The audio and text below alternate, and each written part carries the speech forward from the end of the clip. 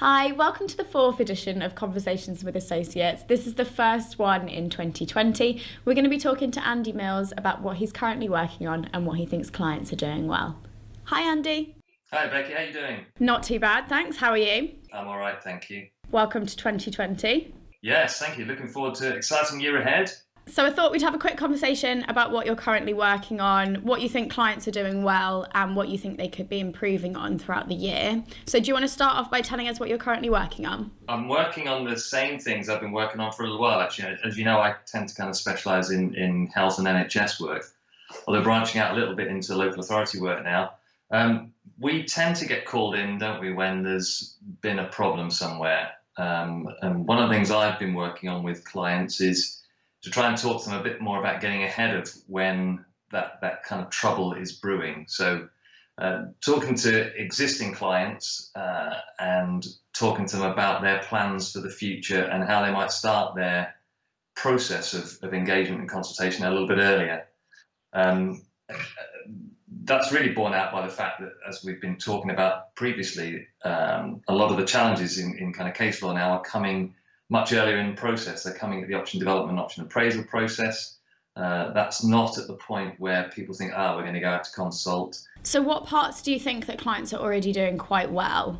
In my area, I think the NHS kind of understands the need to engage and consult and involve. I mean, they've got a great deal of legislation that's in place now that's probably forced their hand in some cases, but certainly, I think the majority of those clients understand how service redesign needs to be led by the people who use those services, and they've got a great deal of experience that can be brought to bear to kind of inform that consultation process, the engagement process.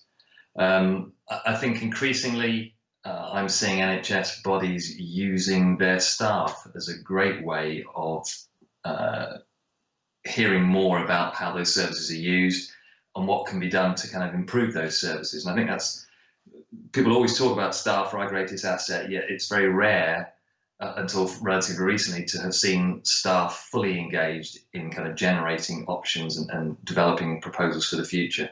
Okay, that sounds really positive and something that people can continuously work on. What do you think they need to improve on then, if we're talking about getting involved early in the process? Doing the work for the Institute and working with some of the associates who are based elsewhere in the kind of the UK means we get exposed to some of the legislation that's around in the other countries. So, for example, the work that's going on in Wales around the Future Generations Act and the need for continuous engagement, I think, is something that could be looked at throughout the whole of the UK. We're certainly looking at it as a way in which we could structure a much more an earlier set of processes that will inform and improve the ultimate consultation options that go out. So I think looking at what's going on in Wales around the continuous engagement work is a really good thing for us to be thinking about for the rest of the country. So start early and use your staff well. Any other pointers that you can give people to work towards for 2020? Some of the areas that the Institute are beginning to think about, and I think it's a very relevant area for kind of consultation practice, is climate change. And I think this is one of those areas that, it's obviously in the news today about what's going on in Davos and the challenge to kind of European or world leaders around making sure that their practice is kind of climate change informed. I think increasingly that's going to be something that public bodies are going to need to step up around. And I'm not sure at the moment there's a great deal of good practice around involving people in the priorities that those public bodies are looking to, those measures they're looking to introduce to address climate change.